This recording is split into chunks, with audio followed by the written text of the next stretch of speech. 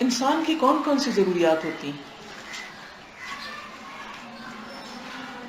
انسان کس کس چیز کا ضرورت مند ہے؟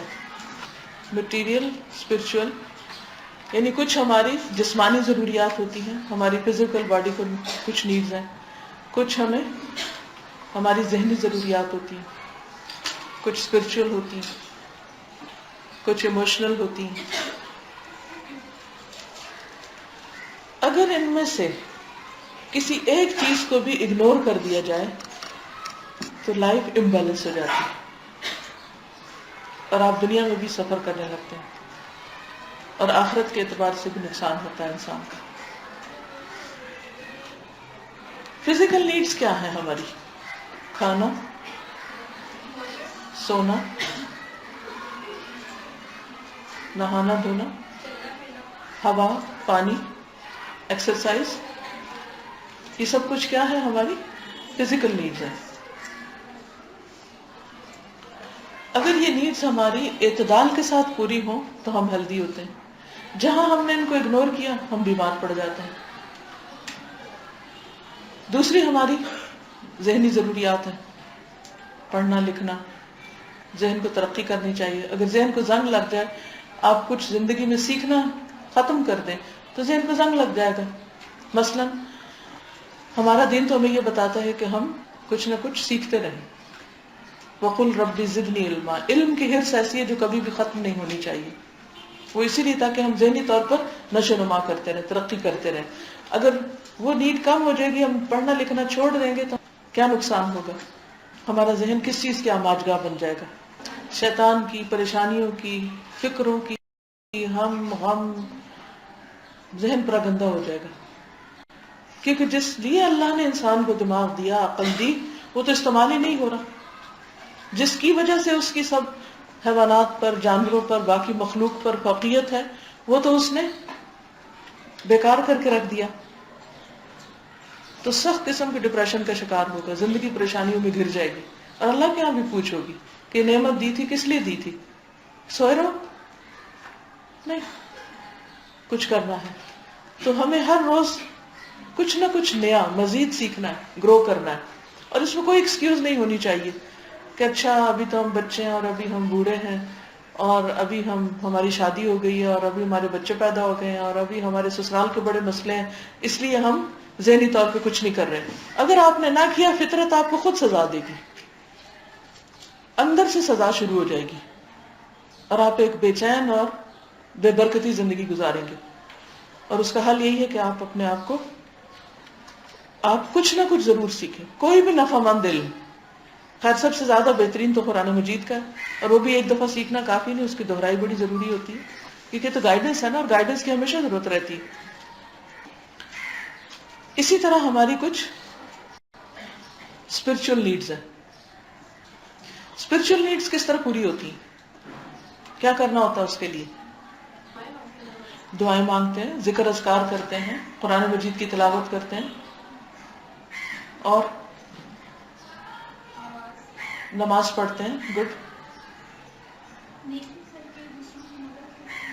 یعنی جتنے بھی ذکر اذکار عبادات کے کام ہیں وہ ہماری اسپرچل نیڈز کو پورا کرتے ہیں، روحانی ضروریات کو پورا کرتے ہیں.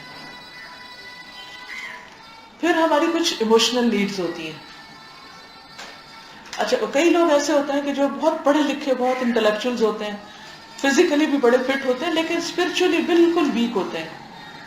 کبھی انہوں نے کوئی نماز روزے کی طرف توجہ نہیں دی ہوتی، وہ بھی امبیلنس، غیر معتدل زندگی بسر کر رہے ہوتے ہیں. الٹیمیٹلی کیا ہوتا ہے؟ نقصان اٹھاتے ہیں. پھر ہماری ایموشنل نیڈز ہیں. ایموشنل نیڈز کیا ہیں؟ ہم کسی سے محبت کریں، کوئی ہم سے محبت کرے، ہم ایک دوسرے سے ملیں جلیں، ہم ایک دوسرے کو مل کر خوش ہوں، سوشلائز کریں. اچھا، کچھ لوگ ایسے ہوتے ہیں کہ انہیں کھانا پینا، سونا، نماز، روزہ، ذکر اذکار، ہر چیز بھولی ہوئی ہوتی ہے، وہ صرف ایموشنز کے پیچھے دوڑ رہے ہوتے ہیں. وہ سمجھتے ہیں کہ اگر ہماری ایموشنل نیڈز پوری ہو گئی تو گویا سب کچھ مل جائے گا، حالانکہ خالی ایموشنز پہ زندگی نہیں گزرتی. بعض لوگ یہ سمجھتے ہیں کہ شاید اگر انہوں نے محبت کی شادی کر لی تو شاید ان کو ہر چیز مل جائے گی، کہیں بھی گزارا کر لیں گے، لیکن آپ نے انجام دیکھا ہوگا کیا ہوتا ہے. چند دن کے بعد سارے جذبات ٹھنڈے پڑ جاتے ہیں، اور اس کے بعد فزیکلی ویک، مینٹلی ویک اور اسپرچولی ویک، خالی ایموشنز پہ کتنے دن وہ تو ابال کی طرف پہ ٹھنڈے بیٹھ گئے، بات ختم. ایک ایکسٹریم یہ ہے. دوسری کیا ہے؟ کسی سے ملنا جلنا نہیں، بس پتھر کے پتھر، نہ کسی سے محبت کرتے ہیں نہ کرواتے ہیں. آپ صلی اللہ علیہ وسلم نے کیا فرمایا کہ اس شخص میں کوئی خیر ہی نہیں کہ جو نہ کسی سے محبت کرے اور نہ کوئی اس سے محبت کرے. فی من لا یألف ولا یؤلف. تو ہمیں ضرورت ہوتی ہے کہ ماں باپ ہم سے محبت کریں، ہم ان سے محبت کریں، ہم اپنے بچوں سے محبت کریں، بچے ہم سے کریں، ہم اپنے بہن بھائیوں سے محبت کریں، ان سے تعلقات رکھیں. اسی لیے تو صلہ رحمی کا اتنا درس دیا گیا اسلام میں کہ رشتوں کو جوڑ کے رکھیں، کیونکہ خون کے رشتوں کی اپنی ایک وقت ہے. اگر آپ ان کو اگنور کریں گے تو آپ کی جذباتی ضروریات پوری نہیں ہو سکتی.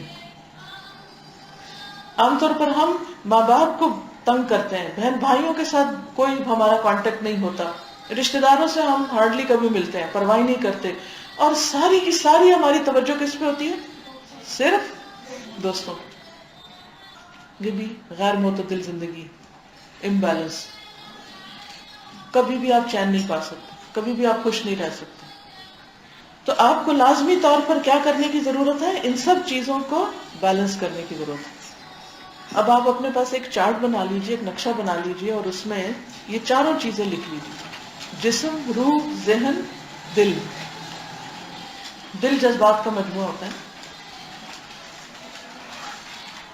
اور پھر اس سرکل کے اندر آپ لکھ لیجئے کہ جسم کے لیے، جسمانی ضروریات کے لیے کیا کیا کرنا، اور پھر اپنی چیک لسٹ خود بنا لیجئے کہ کیا آپ وہ کرتے ہیں.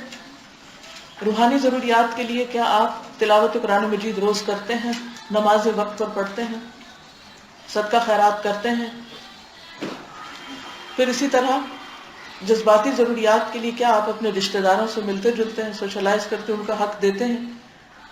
اگر آپ شادی شدہ ہیں تو اپنے شوہر کا حق دیتے ہیں، شوہر کے ساتھ آپ کے تعلقات کیسے ہیں، ان لاز کے ساتھ کیسے ہیں، باقیوں کے ساتھ کیسے ہیں. تو ان سب چیزوں کو دیکھیے. آپ دیکھیے کہ یہ سب سبق ہمیں ہمارے دین نے سکھائے ہیں. ان سب چیزوں کی دلیل قرآن و سنت میں ملتی ہے. انسان اگر بھٹکے ہیں تو ان چیزوں میں سے کسی میں بھی بے اعتدالی کی وجہ سے. مثلاً آپ دیکھیے کہ اگر کوئی شخص صرف کھانے کا شوق رکھتا ہے اور کھا کر صرف اس کو سونا ہی آتا ہے، یا پھر صرف باڈی بلڈنگ کر رہا ہے تو پہلوان بنتا جا رہا ہے، اور پہلوان بن کے مقابلے میں تو ہو سکتا ہے جیت جائے، کوئی انعام حاصل کر لے، مگر وہ کوئی نارمل لائف تھوڑی ہے. کچھ اور کرنے کے قابل تو پھر نہیں رہتے جب ہم اپنے جسم کو ضرورت سے زائد بڑھا لیتے ہیں، اللہ کہ کوئی مقصد ہو. اسی طرح اگر ہم صرف پڑھتے رہیں، کتابی کیڑا بنے رہے، نہ کسی سے ملے نہ جلے، نہ کسی سے تعلق نہ واسطہ، کیا ہوگا؟ کچھ عرصے میں بیمار پڑ جائیں گے. اب دیکھیں دنیا میں بڑے بڑے فلاسفرز گزرے ہیں، بڑی بڑی انہوں نے بحثیں کی، ہر چیز کو منطق پہ پرکھا، حتیٰ کہ خدا کا انکار بھی کر بیٹھے. سقراط بقراط کو آپ دیکھیے کیسا کیسا نام کمایا، لیکن انجام کیا ہوا؟ کامیاب زندگی تو نہیں. پھر اسی طرح اگر کوئی شخص صرف اسپرچل لائف گزارنا چاہتا ہے اور وہ شادی بھی نہیں کرتا اور جنگلوں میں نکل جاتا ہے، رہبانیت اختیار کرتا ہے، دس آلسو گوئنگ آسٹرے. آپ بھٹک گئے. ضالین اسی لیے تو کہا گیا کہ سیدھے رستے سے ہٹ گئے، کیونکہ ایکسٹریم پہ چلے گئے، اپنی باقی ساری ضروریات کو کرش کر دیا، جسمانی یا ایموشنل، جذباتی، ان سب چیزوں کو. اسی طرح کچھ لوگ جذبات کی راہ میں بہہ گئے اور انہوں نے محبت میں بڑا نام کمایا، لیلا مجنو کے قصے اور اسی طرح کی بے شمار لوگ کہانیاں. انجام کیا ہوا؟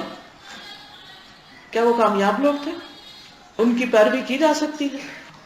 تو آپ دیکھیے کہ ہمارے دین نے ہمیں یہاں، ہمارا دین آ جاتا ہے، وہ ہمیں عقل کے استعمال پر لعلکم تعقلون، لعلکم تتفکرون کے اوپر قرآن مجید میں بار بار توجہ دلاتا ہے.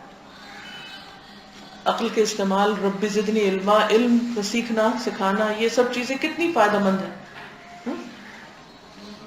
صرف دینی علم کی بات نہیں کی کہ نفع مند علم کی، کہ جس سے انسان کی دنیا آخرت میں کچھ فائدہ ہو. پھر اسی طرح جذباتی ضروریات، اس پر آپ دیکھیے کہ کتنی بہترین تعلیمات ہیں. شادی کو عبادت قرار دیتا ہے ہمارا دین. حلال طریقے سے انسان اپنے جذبات کی تسکین کرے تو وہ ایک عبادت قرار پاتا ہے. اسی طرح روزہ رکھنے کی اگرچہ فضیلت ہے لیکن مسلسل روزہ رکھنے کو پسند نہیں کیا گیا. کھانا پینا بھی عبادت ہے اگر اعتدال میں ہو. تو جب ہم یہ کہتے ہیں نا اہدنا الصراط المستقیم صراط الذین انعمت علیہم, وہ لوگ جن پر تو نے انعام کیا, تو انعام یافتہ خوشحال کامیاب لوگ کون ہیں کہ جنہوں نے ایک معتدل زندگی گزاری اور اپنی ان تمام ضروریات کو پورا کرتے ہوئے آگے بڑھے. اگر کہیں کمی بھی ہوئی تو اس میں وہ محرومی کا شکار نہیں ہوئے,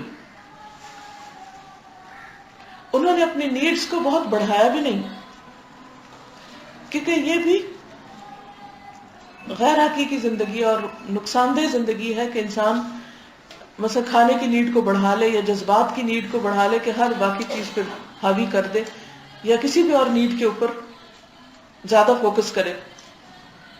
تو کامیاب لوگ وہی ہیں جو معتدل زندگی گزارتے ہیں اور اپنی ان تمام ضروریات کو پورا کرنے پر توجہ کرتے ہیں. پرسنل لیول پہ آپ دیکھ لیجئے اور بڑے سے بڑے فلسفے کو سامنے رکھ کے دیکھ لیجئے, یہ 4 چیزیں زندگی میں اگر ان میں اعتدال ہے تو آپ اس دنیا میں رہتے ہوئے بہت کچھ کر جائیں گے, ورنہ اپنے آپ کو ضائع کر دیں گے. اور یہ زندگی ہمیں ضائع کرنے کے لیے نہیں ملی, کچھ کمانے کے لیے ملی تاکہ ہم آخرت کی ہمیشہ ہمیشہ کی زندگی سے فائدہ اٹھائیں. تو اب آپ مجھے بتائیے کہ لوگ کس طرح اپنے آپ کو ضائع کرتے ہیں. عام روزمرہ زندگی سے مثال لائیے. اب آپ دیکھیے کہ ہمارے معاشرے میں کیا ہو رہا ہے. بعض اوقات ایموشنز میں آ کے صرف وقتی خوشی کے لیے کہ شادی زندگی میں ایک بار ہوتی ہے, لوگ ہزاروں روپیہ خرچ کرتے ہیں, اسراف کرتے ہیں, حالانکہ ان کی استطاعت نہیں ہوتی. پچھلے دنوں میں کہانی پڑھ رہی تھی کہ ایک رکشے والا تھا, دن راتوں کو بھی جاگ جاگ کے اس نے خون پسینے کی کمائی سے کچھ پیسے کمائے, اور پھر پیسے کمانے کے بعد اس نے بیٹی کی جب شادی کی تو بیٹی صرف ایک شادی کے دن کا جو اس نے میک اپ کروایا 15,000 روپے کا تھا. آپ نے دیکھا ہوگا رکشے والے جب گرمی میں رکشہ چلاتے ہیں کتنی مشقت اٹھاتے ہیں, ساری لو ان کے منہ پہ پڑی تھی, اور جو شور ہوتا ہے ایک دفعہ رکشہ گزرے تو ہم کہتے ہیں بھائی یہ دروازہ بند کر دو کیونکہ بہت شور آ رہا ہے رکشے کا, وہ گو کر کے اندر آواز آتی.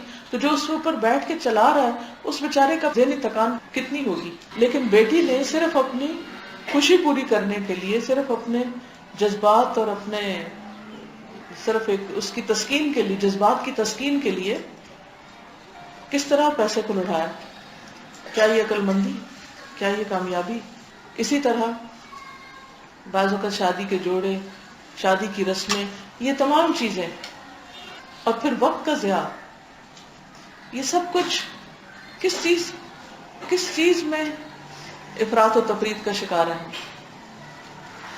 صرف دل کی خوشی, صرف جذباتی تسکین, صرف نام بری کی خواہش, یہ سب خواہشات ہی تو ہیں, یہ ہمارے ایموشنز ہی تو ہیں.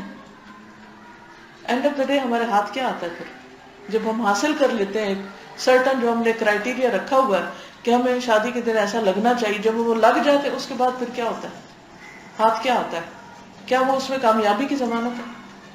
لیکن صرف ایک دل کی خوشی, یہ ہماری خوشی ہے. بہت سے کام ہم کس لیے کرتے ہیں, یہ ہماری خوشی ہے اس لیے کر رہے ہیں, حالانکہ اس کی کوئی منطق نہیں ہوتی, نہ دنیا میں اس کا کوئی فائدہ ہوتا نہ آخرت میں ہوتا. اس کا یہ مطلب نہیں اسلام خوش ہونے کے لیے نہیں کہتا, لیکن پھر وہ اعتدال والی بات ہے.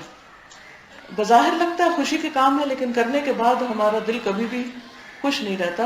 وقتی طور پر ایک جذباتی کیفیت میں جیسے کسی کو نشہ ہوتا ہے نا, وہ نشہ جب اترتا ہے تو پھر کیا ہوتا ہے, خوشی کہاں جاتی, چلی جاتی, جو لوٹ کے بھی نہیں آتی.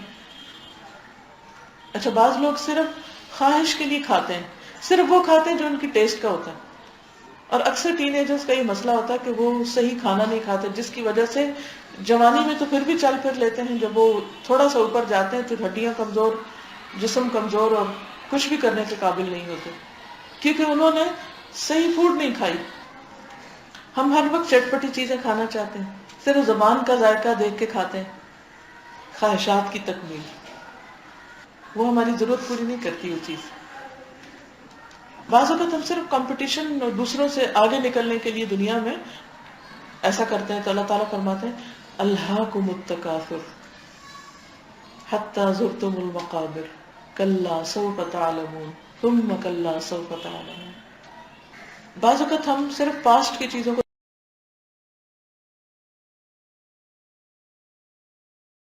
دہراتے رہتے ہیں، بعض اوقات صرف فیوچر کے بارے میں غمگین رہتے ہیں، اور ان غموں کو بھولنے کے لیے ہم بیکار قسم کے کام کرتے رہتے ہیں.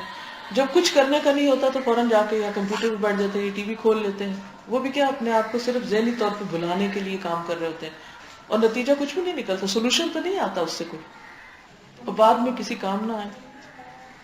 دیکھیں بحیثیت عورت کے، اگر ہمیں اپنی ذمہ داریوں کا پتہ ہی نہیں اور انہیں نبھانا نہیں آتا، ایک عورت کی کتنی حیثیتیں ہیں بتائیے.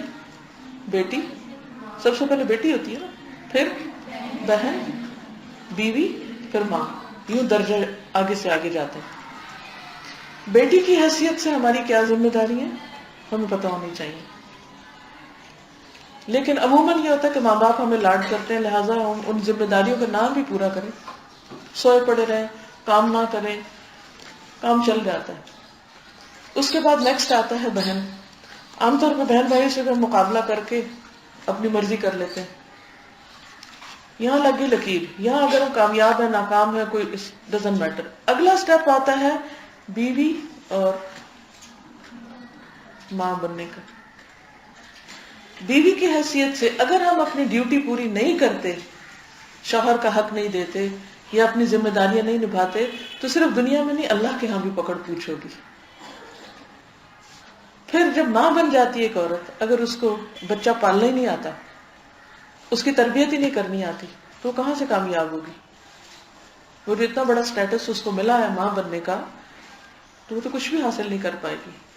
اب جتنی بھی ہم تعلیم حاصل کرتے ہیں، ماسٹرز کر لیں، پی ایچ ڈی کر لیں، کسی بھی یونیورسٹی سے ہم فارغ التحصیل ہو جائیں، مجھے بتائیے ان ساری سٹڈیز میں کتنے پرسنٹ حصہ ایسا ہے کہ جس میں ہمیں بحیثیت عورت کے اپنی ذمہ داریوں کو نبھانے کا طریقہ آئے؟ ہے کچھ؟ نتیجہ کیا ہوتا ہے؟ نتیجہ یہ ہوتا ہے کہ ہم جب تک بیٹی اور بہن ہوتے ہیں، ہمارے ماں باپ اور بہن بھائی ہم کو برداشت کر لیتے ہیں، ہم جیسے بھی ہوتے ہیں، آخر کار ہم ان کی اولاد ہوتے ہیں، ان کے رشتہ دار ہوتے ہیں. لیکن جب سسرال میں ایک لڑکی جاتی ہے تو اس کا سخت امتحان شروع ہو جاتا ہے.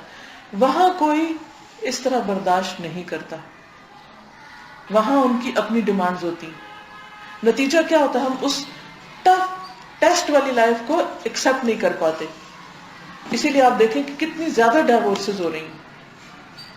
اور اس میں ایسا نہیں ہے کہ صرف وہ لڑکیاں جنہوں نے دین نہیں پڑھا، دین پڑھی ہوئی لڑکیاں بھی نقصان میں ہیں، کیونکہ صرف پڑھنے سے بات نہیں بنتی جب تک اس پر عمل نہ کیا جائے. اور عمل میں سب سے بڑی چیز کیا ہے؟ پھر ان چاروں نیڈز کو ساتھ لے کر چلا جائے. اپنی فزیکل نیڈز بھی، ان پہ بھی توجہ، اسپرچل نیڈز، انٹلیکچوئل یا مینٹل اور ایموشنل، یہ ساری چیز، اور یہ ساری انٹر کنیکٹڈ بھی ہیں. یہ جگسا کے کچھ پیس ہیں، ان سب سے مل کے پکچر کمپلیٹ ہوتی ہے، ورنہ پکچر بھدی ادھوری رہے گی. عموماً ہم شادی کے وقت کیا سوچتے ہیں کہ شادی مل گئی تو ہمیں اپنی منزل مل گئی، خوابوں کا شہزادہ مل گیا اور ایک حسین دنیا مل گئی. اس کے بعد ہم اگنور کرنے لگتے ہیں کس کس چیز کو؟ کس کس چیز کو اگنور کرتے ہیں؟ اور کیا اگنور کرتے ہیں؟ Spiritual needs. نماز وقت پہ نہیں پڑھیں گے. آپ کو معلوم ہے کہ جو شخص فجر کی نماز قضا کر دے، اللہ تعالی کا اس سے کوئی وعدہ نہیں کہ وہ اس کی حفاظت کرے. اس کی حفاظت کا وعدہ ختم. لیکن جو فجر کی نماز پڑھتا ہے وہ اللہ کی حفاظت میں آ جاتا ہے. اللہ تعالیٰ اس کو پروٹیکٹ کرتا ہے، اس کو مختلف طرح کے ہارم سے بچاتا ہے. کتنے لوگ ایسے ہیں جو شادی کے بعد اپنی نمازوں کی، تہجد تو دور کی بات، حالانکہ اللہ کے رسول صلی اللہ علیہ وسلم نے اس عورت اور اس مرد کے لیے رحمت کی دعا کی ہے کہ جو ہسبینڈ وائف ایک دوسرے کو جگائیں تہجد کے لیے. چلے تہجد تو دور کی بات، فجر کی نماز بھی گئی، دوسری نمازوں میں بھی ڈیلے ہونے لگا، رحمت کہاں سے آئے گی؟ اور کیا اگنور کرتے ہیں شادی کے بعد؟ اسپرچل نیڈس کے علاوہ کیا اگنور کرتے ہیں؟ رشتہ داروں کے حقوق. اس میں دو مشکلات ہوتی ہیں. بہت سے سسرال اچھے بھلے دین نہیں پڑھے لکھے میں نے دیکھے ہیں کہ وہ ماں باپ سے بھی ملنے نہیں دیتے، بہن بھائیوں سے کاٹ دیتے ہیں لڑکیوں کو. کسی دوست سے تو ملنا دور کی بات، ہر ایک سے بس پیچھے پلٹ کے نہ دیکھو، کتنا بڑا ظلم ہے. کوئی لڑکی کیسے خوش رہ سکتی ہے اگر اس کو ماں باپ سے نہ ملنے دیا جائے؟ قطع رحمی کر کے تو کسی پہ رحمت نہیں ہوتی.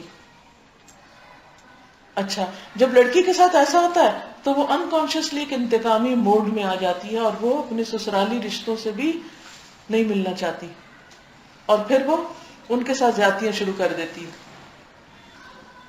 رشتہ داروں کو بھی شکل نہ دیکھی، ماں کی شکل نہ دیکھی، اور تو چھوڑیں کسی بہن بھائی کے آنے پر بھی کوئی خبر نہیں، کیونکہ اگر آپ سارا دن سوئیں گے تو آپ کو کیا پتا، سوشل لائف تو گئی، تو جب ملیں گے نہیں تو ایموشنل نیڈز بھی پوری نہیں ہوگی، کیسی زندگی ہوگی پھر. اور پھر آپ کو پتا ہے کہ اگر کوئی بیوی پڑھی لکھی ہو، سمجھدار ہو، اور وہ ایک ڈسپلن کے ساتھ لائف گزارنا چاہتی ہے، اور آدمی جو ہے اس کی عادتیں بگڑی ہوئی ہیں، تو آپس میں ہارمونی کیسے ہوگی؟ جس وقت بیوی سوتی ہے شوہر جاگتا ہے، جس وقت شوہر سوتا ہے بیوی جاگتی ہے. آپس میں بات چیت کب ہوگی؟ تعلقات کیسے اچھے ہو سکتے ہیں؟ خاندان کیسے مضبوط ہو سکتا ہے؟ اچھی نسل کیسے پروان چڑھ سکتی ہے؟ اور سال ہر سال اگر یوتھ اس لائف سٹائل کی عادی ہو جائے تو شادی کے بعد کسی معجزے تو نہیں تبدیل ہو جائیں گے، تو عادتیں پکی ہو چکی ہوتی ہیں، پھر آپ چینج نہیں ہو سکتے، پھر لڑائیاں جھگڑے فساد شروع ہو جاتے ہیں. اب بعض اوقات خواتین کے پاس بہت زبردست صلاحیتیں ہوتی ہیں، ذہنی صلاحیتیں ہوتی ہیں، قابلیت ہوتی ہے، پڑھی لکھی لڑکیاں ہوتی ہیں. اب سسرال کی ڈیمانڈ کیا ہے؟ سب چھوڑ دو، نہ کوئی کام کرنا، نہ کوئی جاب کرنی ہے، کچھ نہیں کرنا، بس اب صرف کچن سنبھالنا ہے. حالانکہ وہ اس سے بہتر بھی کام کر سکتی. کچن سنبھالنا عورت کی طرف سے ایک احسان تو ہے، لیکن اس کے بنیادی فرائض میں سے نہیں ہے. اب اگر وہ مینج کر سکتی ہے کہ کچن کو بھی دیکھ لے اور ساتھ کام لے لے، ڈیلیگیٹ کر دے، اور ساتھ اپنی ذہنی صلاحیتوں کو استعمال کرے، تو یہ زیادہ بہتر ہے. لیکن عموماً اس کو اس کی آزادی نہیں رہتی. نتیجہ کیا ہوتا ہے؟ وہ اتنی پروڈکٹیو لائف گزارنے والی لڑکی بالکل جب مل ڈل ہو جاتی ہے، اس کے بعد وہ فرسٹریٹ ہوتی ہے، ڈپریشن کا شکار ہوتی ہے، لڑائیاں جھگڑے شروع ہو جاتے ہیں. گھر میں کیسے خوشی ہو سکتی؟ ہمارا دین تو ہمیں سکھاتا ہے کہ کوئی فوتگی بھی ہو جائے تو 3 دن تک کیا کرو؟ سوگ مناؤ، چوتھے دن سب کام پہ جاؤ، اپنا اپنا اٹھو کام کرو، یہاں چٹائیاں بٹھا کے مت بیٹھے رہو، تاکہ زندگی کا کاروبار معطل نہ ہو. یہاں کیا کہ ایک شخص اتنا کچھ کر سکتا ہے، وہ بالکل معطل کر کے اس کو بٹھا دیا گیا، وہ کچھ بھی کرنے کے قابل نہیں رہا. جبکہ ہم دیکھتے کہ صحابیات کام کرتی تھی، ازواج مطہرات کام کرتی تھی. کسی نے بھی صرف ایسے ڈل زندگی تھوڑی گزاری ہے کہ اپنی ذہنی صلاحیتوں کو آپ زنگ لگا لو. میں چھوٹے چھوٹے کام، اور آپ کو یہ بھی پتا ہوگا کہ جتنا ہمارے پاس ٹائم زیادہ ہوتا ہے نا، اتنا ہی ہم لمبا کر دیتے ہیں کام. سارا دن پھر ہم نکلتے نہیں کچن سے، اور پھر خواہشات کی زندگی، یہ بھی کھانا ہے، یہ بھی پکنا چاہیے، یہ بھی وہ ایک لمبی لسٹ ہوتی ہے. سارا ٹیلنٹ جو ہے وہ صرف کچن میں ہی استعمال ہو جاتا ہے، اور اس کے بعد کچھ بھی نہیں. اب ایسی ماں جو خود اندر سے دکھی ہوئی ہے، نہ اس کی ذہنی صلاحیت کوئی کام کر رہی ہے، وہ بچوں کے ساتھ کیا تربیت کرے گی؟ وہ تو ایک بیمار زندگی گزارے گی. میں اپنا ایکسپیرینس شیئر کرنا چاہوں گی. ضرور آپ شیئر کیجیے. آئیے ادھر آئیے. السلام علیکم. وعلیکم السلام. میں نے 14 دسمبر 2010 کو یہاں پہ جوائن کیا تھا، اور یہ میری شادی کا 18 ڈے تھا. میں نے شادی کے فوراً بعد جوائن کیا تھا. شروع میں مجھے بہت مشکل ہوئی تھی یہاں پہ اپنے آپ کو سیٹ کرنا، کیونکہ میری ایج بھی زیادہ نہیں تھی، اور کیونکہ میرے ہسبینڈ کی بھی ایج زیادہ نہیں ہے. مجھے یہ ہوتا تھا میں گھر کو بھی دیکھوں، یہاں پہ بھی کروں، بہت پرابلم ہوتی تھی. ٹھیک ہے، الحمدللہ آہستہ آہستہ سیٹ ہو گیا. لیکن اب بھی جو میں ایک سجیشن بھی آپ سے دوں گی، اب بھی جو مجھے پرابلم ہوتی ہے وہ اپنا ہوم ورک کمپلیٹ کرنا. خاص طور پہ جو ہم ترجمہ 7 ٹائمس کرتے اور تجوید جو ہم پڑھتے ہیں اس کو 5 ٹائمس کرنا ہوتا ہے. تجوید بھی 5 ٹائم ہو جاتی ہے، لیکن جو ترجمہ ہوتا ہے میں ہر نماز کے بعد ایک ایک مرتبہ کر لیتی ہوں، وہ 5 ٹائم ہوتا ہے. اور میرے ہسبینڈ چاہتے ہیں کہ ان کے آنے سے کے بعد میں ان کے سامنے پڑھوں. صحیح کہتے ہیں. تو اب یہ ہوتا ہے کہ وہ آ جاتے ہیں، میں گھر جاتی ہوں آلموسٹ 3:15، وہ آ جاتے ہیں 5:15 تک. گھر جا کے کھانا کھانا، میٹس کو دیکھنا، اور اس کے بعد اتنا ٹائم رہتا ہے کہ میں اپنا 7 ٹائم لیسن کمپلیٹ کروں. مجھے ایک گلٹ یہ رہتا ہے کہ کبھی کر بھی لیتی ہوں، لیسن کم ہوتا ہے، مجھے ایک گلٹ رہتا ہے کہ میں امانت پوری نہ کر رہی ہوں. آپ اس میں یہ کیا کریں کہ آپ کا گھر یہاں سے کتنے فاصلے پہ؟ 15 منٹس کی 15 منٹس. جب آپ گاڑی میں بیٹھتی ہیں نا، ایک دفعہ جاتے ہوئے کر لیا کریں، ایک دفعہ آتے ہوئے 7 ہو جاتے ہیں. چلیے اب ہم کچھ پڑھ لیں. آج ہم پڑھیں گے 224 صفحے سے کرائیٹیرین کا مسئلہ. کرائیٹیرین معیار کا مسئلہ بے حد اہم مسئلہ ہے. معیار کسی بھی چیز کا، کسی بھی کام کو کرنے کا معیار کیا ہونا چاہیے، پیمانہ کیا ہونا چاہیے، کیسے دیکھیں کہ یہ چیز ٹھیک ہے یا نہیں. کسی چیز کو ناپا جاتا ہے، کسی کو تولا جاتا ہے، کسی کو اندازہ کیا جاتا ہے. جیسے پھلوں کو جب باغوں کو بیچا جاتا ہے تو وہ ایک ایک مالٹا تھوڑی گنتے ہیں، اندازہ کیا جاتا ہے، قیاس کیا جاتا ہے. اسی طرح جب کوئی کام ہم کرتے ہیں تو اس کو کیسے ایویلیویٹ کریں گے کہ ہم نے ٹھیک کیا. کوئی فیصلہ ہم کرنے جا رہے ہیں، وہ فیصلہ ٹھیک تھا یا نہیں، تو اس کو کہاں سے ناپیں گے. یہ معیار کا درست ہونا بہت ضروری ہے، ورنہ بہت دفعہ ہم غلط کر رہے ہوتے ہیں اور اپنے آپ کو ٹھیک سمجھ رہے ہوتے ہیں. ٹھیک ہے. بیشتر فکری گمراہیاں یعنی سوچ کا گمراہ ہونا، اسٹرے جانا، سیدھے رستے سے ہٹنا صرف اس لیے ہوتی ہیں کہ لوگوں کے ذہن میں کرائیٹیرین واضح نہیں ہوتا، معیار نہیں واضح ہوتا. اکثر ایسا ہوتا ہے کہ آدمی اپنے آپ کو صحیح سمجھ رہا ہوتا ہے، حالانکہ اس کی وجہ یہ ہوتی ہے کہ وہ اپنے آپ کو جانچنے کے لیے غلط کرائیٹیرین استعمال کر رہا. مثلا کپڑے کو کیسے بیچا جاتا ہے؟ ناپ کے نا.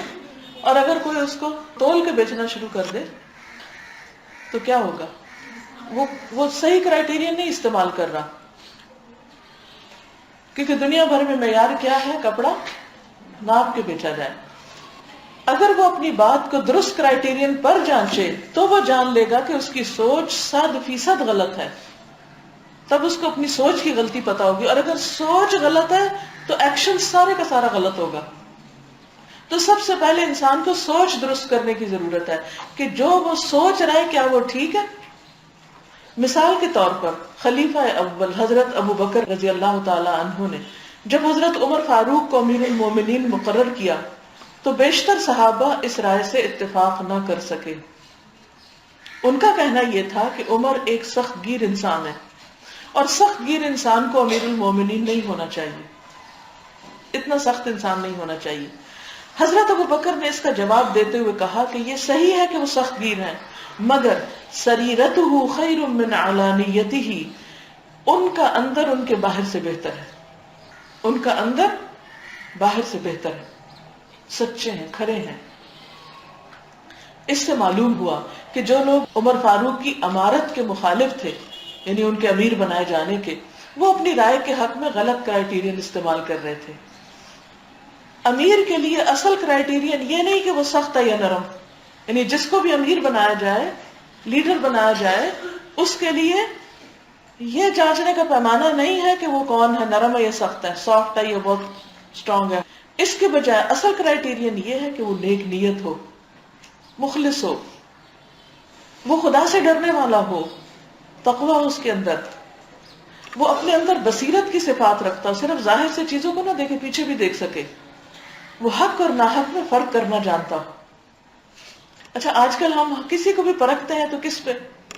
بہت سافٹ اسپوکن ہے، بڑا خوبصورت ہے، بڑا فٹ ہے، کپڑے بڑے اچھے پہنتا ہے.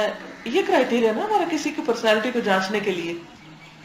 اور اگر آپ نے مثلاً کسی خاص کام کے لیے کسی کو چننا ہے اور آپ صرف اس کی خوبصورتی دیکھ کے چن رہے ہیں تو فیل ہو جائیں گے، کیونکہ جس کام کے لیے آپ اس کو منتخب کر رہے ہیں اس کے لیے کرائیٹیریا خوبصورتی کوئی نہیں، اس کے لیے کرائیٹیریا کوئی اسکل ہے، اور اگر وہ اسکل اس کے اندر نہیں ہے تو آپ غلط انتخاب کر رہے ہیں. صحیح کرائیٹیرین معیار کے اعتبار سے دیکھا جائے تو معلوم ہوگا کہ خلافت کے لیے حضرت عمر فاروق کا انتخاب نہایت درست تھا، کیونکہ خلیفہ کی سب سے اہم صفت اس کا مدبر ہونا ہے، یعنی اس کے اندر تدبیر ہو، غور و فکر کی صلاحیت ہو، مینجمنٹ آتی ہو اس کو، اور یہ صفت ان کے اندر پوری طرح موجود تھی. اس کے برعکس اگر اس معاملے کو غلط کرائیٹیریا سے دیکھا جائے تو ایک شخص کہے گا کہ خلافت کے لیے عمر فاروق کا انتخاب درست نہ تھا کیونکہ ان کے مزاج میں بہت زیادہ شدت تھی، حالانکہ یہ کرائیٹیرین ہی اس معاملے میں بجائے خود درست نہیں، جیسا کام ہو ویسی ہی اہلیت درکار ہوتی ہے. اس کو انڈر لائن کر لیں، جیسا کام ویسی اہلیت. مثلا کسی کو آپ تجوید ٹیچر رکھ رہے ہیں اور اس کی اپنی تجوید ٹھیک نہیں، لیکن صرف اس لیے رکھ رہے ہیں کہ بہت سافٹ اسپوکن ہے، بڑی پلیزنٹ پرسنالٹی ہے، تو کافی ہے پلیزنٹ پرسنالٹی یہاں؟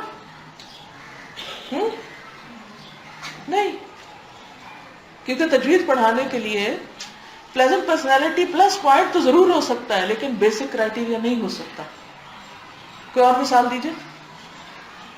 شادی کے وقت کیا کرتے ہیں ہم؟ انتخاب کس بنا پہ کرتے ہیں؟ نبی صلی اللہ علیہ وسلم نے کیا کہا کہ جب کوئی رشتہ ڈھونڈو تو کیا کرو، کیا دیکھو کہ خدا کا خوف اس کے اندر، دین ہو.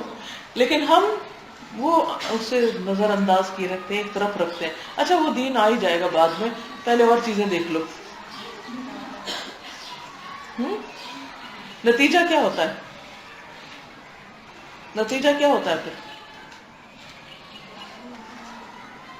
جب خدا کا خوف نہیں لڑکے میں تو وہ بیوی کا حق کیسے ادا کرے گا؟ اسی طرح بیوی کے اندر خدا کا خوف نہیں تو وہ شوہر کا حق کیسے ادا کرے گی؟ اور کوئی مثال دیجیے. جی، اگر کسی کو مینجمنٹ کے کام پہ رکھنا اور اس نے MBBS کیا ہوا اور ہم کہ ہاں ڈاکٹر ہے اس کو تو ضرور رکھ لو. تب آپ سوچئے نا کہ پھر وہ جو 4-5 سال حکومت کا بھی پیسہ لگا اور ان کی اپنی زندگی حرام ہوئی، نتیجہ کیا ہے؟ تجربے سے معلوم ہوتا ہے، معاملہ کر کے معلوم ہوتا ہے. تو حضرت ابو بکر جو تھے ان کی ڈیلنگ تھی ان کے ساتھ، اور ان کی باقی صحابہ سے بھی ڈیلنگ تھی، شروع سے تھی جب سے وہ مسلمان ہوئے تھے. حضرت عمر کہتے ہیں کہ جہاں کہیں میں دیکھتا تھا کہ حضرت ابو بکر حضور صلی اللہ علیہ وسلم کے پاس جا رہے تھے میں ان کے پیچھے جاتا تھا، یعنی وہ کہیں چھوڑتے ہی نہیں تھے ان کو کسی موقع پہ. حتیٰ کہ وہ دیکھتے تھے اچھا یہ صبح سویرے اٹھ کے کہاں جاتے ہیں، تو وہ کسی نابینا عورت، بوڑھی عورت کا وہ دودھ دھوتے تھے بکریوں کا اور ان کی ہیلپ کرنے کے لیے جاتے تھے. وہ ہر وقت ان کا پیچھا کرتے تھے کہ یہ کون سی نیکی کا کام کرنے لگے، مجھے بھی کرنا ہے. اسی لیے آپ دیکھیں دنیا میں پیچھے تھے نا، اللہ نے مرنے کے بعد بھی 7 جگہ دے دی، المرء مع من احب. لیکن مقصد درست تھا نا، وہ صرف شخصیت کے پیچھے نہیں تھے، وہ نیکی کے کام کی وجہ سے اس دلچسپی تھی ان کی کہ یہ میں بھی کچھ سیکھوں. تو ان کو پتا تھا کہ عمر کیا کر سکتے ہیں. تو یہ آپ کا سوال درست ہے کہ ظاہری فیکٹرز تو ہمیں نظر آتے ہیں لیکن نیت تو کسی کی نظر نہیں آتی. میرے والد ہمیشہ ایک جملہ بولتے جب ہم انہیں کوئی غلطی کر کے کہتے تھے نہیں ہماری نیت اچھی تھی، تو وہ کہتے تھے نیت تو عمل سے پتہ چلتی ہے. تم کیسے کہہ سکتے نیت اچھی تھی؟ اگر تمہاری نیت اچھی ہوتی تو کام ضرور درست ہوتا، کیونکہ انما الاعمال بالنیات. تو عمل انسان کا نیت بتا دیتا ہے. ہمارے معاشرے میں زوال اس وجہ سے آیا ہے کہ نااہل لوگوں کی سلیکشن ہوئی ہے، جو جس کام کو کر نہیں سکتا اس کو وہ کام دے دیا گیا. تو قیامت کی علامتوں میں سے ہے کہ اذا وسد الامر الى غیر اہلہ فانتظر الساعہ، جب عہدہ کسی غیر اہل کے سپرد کر دیا جائے تو پھر قیامت کا انتظار کرو. اپنے کرائیٹیریاز کو بھی درست کرنے کی ضرورت ہے. سب سے بڑی بات ہے کہ ہم نے کسی شعبے کے لیے کسی کام کے جو ہمارے کرائیٹیریاز ہیں وہی درست نہیں، تو اس کو ہم کس طرح سے کرتے ہیں؟ وہ اگر ہم درست کر لیں تو ہمارے پاس پیمانہ اگر غلط ہے تو ہم کیسے ناپیں؟ جی، آپ ایسا نہ کہ معیار مقرر کریں کہ آپ مثلا یہ جیسے یہ میز اٹھانی ہے تو اس کے لیے آپ کے پاس کیا معیار ہوگا، کیسے اٹھے گی؟ آپ ایک امیجن کر لیں گے نا کہ 4 لوگ اگر ہوں اور ہر ایک کونا پکڑے تو یہ اٹھ جائے گی. اور اگر آپ اس وقت کہیں نہیں یہ میں اکیلی بھی اٹھا لوں گی تو آپ نے معیار غلط مقرر کیا. اس کے لیے انسان کو سچا ہونا پڑتا ہے، اپنے ساتھ بھی اور دوسروں کے ساتھ بھی ریئلسٹک ہونا پڑتا ہے. ریئلسٹک اپروچ ہونی چاہیے. ہم خصوصاً خواتین بہت زیادہ آئیڈیلائز کرتے رہتے تھے، امیجنری ورلڈ میں رہتے ہیں جس کی وجہ سے ہم نقصان اٹھاتے ہیں، بغیر پروں کے اڑنا چاہتے ہیں جبکہ یہ فطرت کے خلاف ہے. جی استاذہ، ایک اور بات یہ کہ پھر ہم یہ بھی کہتے ہیں کہ ہمارے کرائیٹیریا کو تو کوئی میٹ نہیں کر رہا، ہم کیا کریں، ہمیں تو بیگرز اور ناٹ چوزرز ایک مثال ہے. تو اس میں بھی اگر ہم جتنا بھی ہمارے پاس جو بھی ہمیں اویلیبل ہے اس میں سے بھی پھر اس کے اندر آپ معیار مقرر کریں. جی. یعنی بعض اوقات ایسا ہوتا ہے کہ ہم اتنا اونچا اپنا معیار رکھ لیتے ہیں، جیسے رشتوں کے معاملے میں بہت اونچا، پھر وہ ملتا ہی نہیں، ہم وہاں پہنچ ہی نہیں پاتے. تو پھر کیا کریں؟ جو اویلیبل ہے اس کے اندر معیار مقرر کر لیں. تو سب سے بڑی فکری گمراہی کیا ہے کہ انسان کے کسی بھی کام کرنے کا معیار غلط ہو، سوچ غلط ہو. تو اللہ تعالیٰ ہمیں سوچ کی غلطی سے بچائے اور بھٹکنے سے بچائے. ٹھیک ہے، اجازت؟ اوکے. السلام علیکم ورحمۃ اللہ وبرکاتہ.